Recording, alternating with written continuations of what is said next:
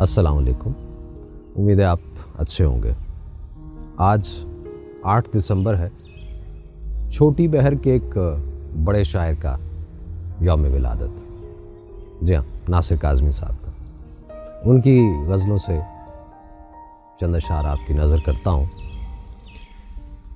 अपनी धुन में रहता हूँ, अपनी धुन में रहता हूँ, मैं भी तेरे जैसा हूँ। ओ पिछली रुत के साथी, अब के बरस मैं तन्हा हूँ। तेरी गली में सारा दिन दुख के कंकर चुनता हूँ।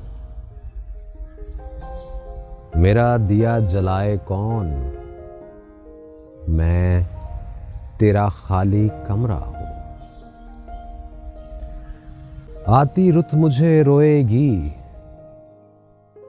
जाती रुत का झोंका। अपनी लहर है अपना रोग, दरिया हूं और प्यासा हूं। बारिश भी हो रही है। इन्हीं की गज़ल के चंद और अशार कि गम है या खुशी है तू, मेरी जिंदगी है तू। गम है या खुशी है तू, मेरी जिंदगी है तू। और आफतों के दौर में चैन की घड़ी है तू। मेरी रात का चराग, मेरी नींद भी है तू।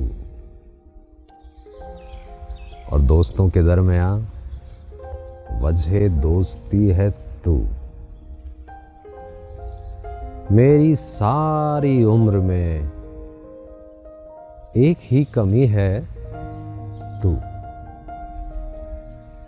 नासिर इस दयार में कितना अजनबी है तू।